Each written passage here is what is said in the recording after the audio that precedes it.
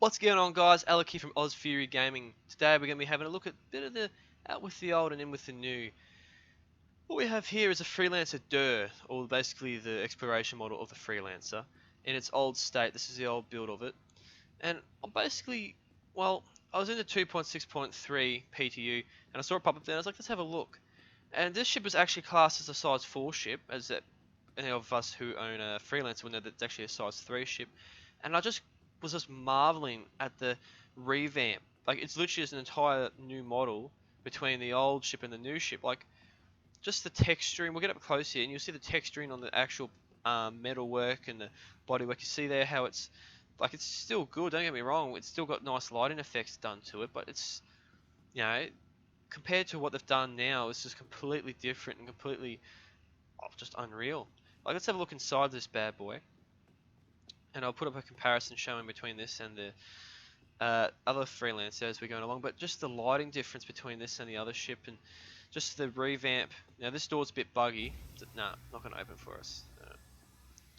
So we'll just jump around to the other side. But I was just completely blown away by the amount of work that's gone into creating the differences. Like, you've got these guns here, right? This big sort of hard-hitting guns, right?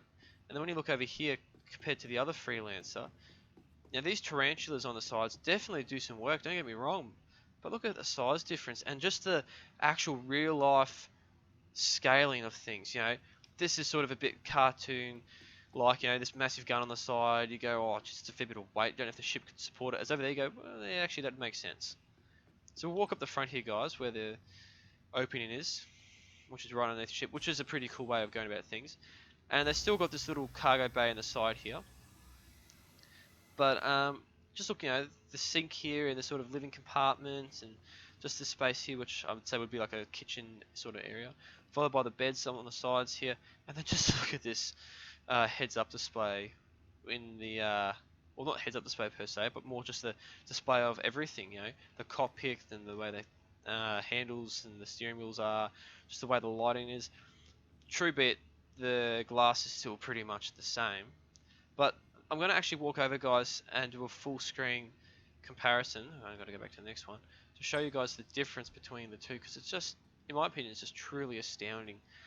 The light guys and the people who actually sat down and thought out how everything was going to be scaled, just the amount of time that would have gone into building it. Like, you see the around the verse, guys, and what it takes in the ship pipeline just for the Buccaneer, and that ship isn't, by no means huge. And then you get to this ship, and you just, the lighting, look at it, it's just so beautiful. Just the time taken, the door opening sequences, and you walk into the cockpit, and the panels and everything are actually to scale. There's none of this pixely bullshit. It's actually a realistic style built ship. Moving to the back here, and besides the fact the doors will actually work for us, even though it sparks a little bit there, but you have this real life space.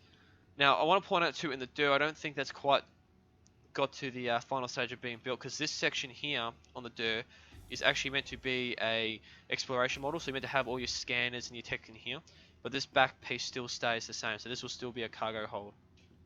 So look, I just thought you guys might like to see that and see the differences in them, and just a quick upload for a Saturday, well, it's Australia time, and just, yeah, I thought you might get a little kick out of it.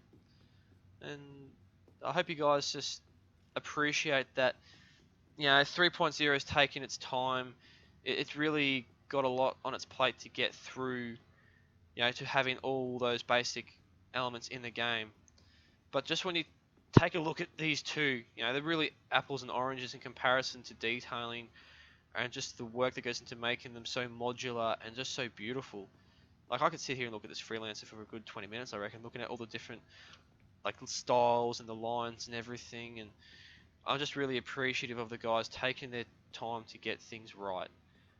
People are sort of been speaking a lot on the forums and on Facebook and around the verse about how Mass Effect Andromeda's really woken a lot of people up to the animations and getting everything done correctly. And like, I'm good that people are starting to realize that, but I sort of feel a bit sad too that they haven't taken the time to watch around the verse and really sit down and try and understand why things take what they take. And I'm not saying I'm disappointed per se. I'm just, it's a little bit sort of disheartening that people just want it now. things don't just quite work like that in this world, guys. So hope to catch you guys in the verse, and thanks for joining in. And I'll catch you later. Toodaloo.